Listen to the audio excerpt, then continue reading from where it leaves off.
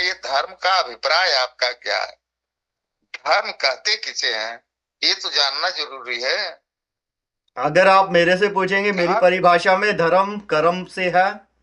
जो कर्म अच्छी से करा जाए, ईमानदारी से, जिसके अंदर कोई छल कपट ना हुआ, जिसमें सबके लिए प्रेम हुआ, जिसमें कोई हिंसा नहीं हुई, जिसमें ये जो है कोई ठगी नहीं हुई, जो सिर्फ इसलिए करा गया क्योंकि वो बहता है आपके अंदर से, आपके अंदर वो मर्यादा आती है। जैसे एक फूल खिलता है तो बस आप वो अच्छा करते हैं, क्यों करते हैं, आपको किसी से कुछ लेना नहीं। अगर हर आदमी उसको तरीके से करेगा, मेरा धर्म जो मैंने जाना, मैंने किताबों से नहीं, मैं वो बता सकता हूँ जो अपने जीवन के अनुभव हुए, एक्सपीरियंस हुए। हम्म, बताओ। ठीक है। सनातन कहता है सत्य है, तो हम्म, सबसे पहला धर्म का ये हुआ कि मुझे झूठ क्यों बोलना, ना तो मैं नेता हूं, ना अभिनेता हूं, ना राजनेता हूं। तो झूठ बोल के मुझे क्या मिला आज तक?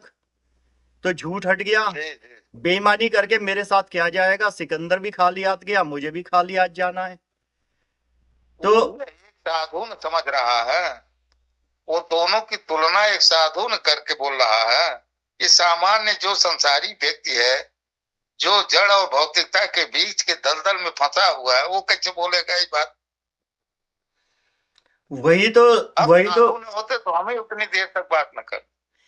यही तो है कि उन लोगों में जागृति कैसे आएगी।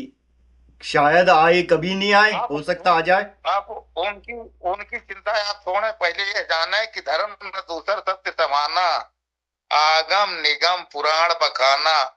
एक सत्य को समझने की अवधारणा ही साक्षात परमात्मा को समझने का आधार है, वही धर्म।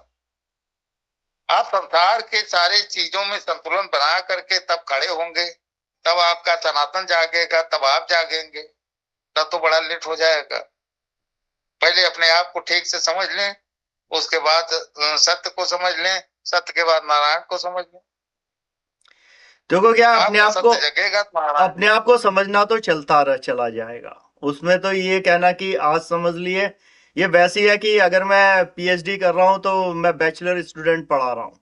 ये कहना कि जब पीएचडी खत्म होगी तब पढ़ाने जाऊंगा, वो तो शायद एक अलग तरीके की सोच है। एक सोच ये है, पीएचडी तो चल ही रही है, ये अंडर ग्रेड के जो स्टूडेंट है, बैचलर हैं, इनको भी पढ़ाया जा सकता है। क्योंकि अगर आपके सामने कोई को। गलत रास्ता क्रॉस कर रहा हो, आपको लगे कि सामने वो गाड़ी से टकराएगा, आपका ये होता है बताना यार सामने गाड़ी है, अब उसकी इच्छा है वो फिर भी कूदे, आप इतना सा कर सकते हैं जो करने की कोशिश है।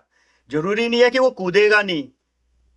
तो समाज की जागृति से यही होता है कि हमने इतना सब कुछ लिया यहाँ से, हमने समाज को, इस संसार को क्या वापस दिया। जैसे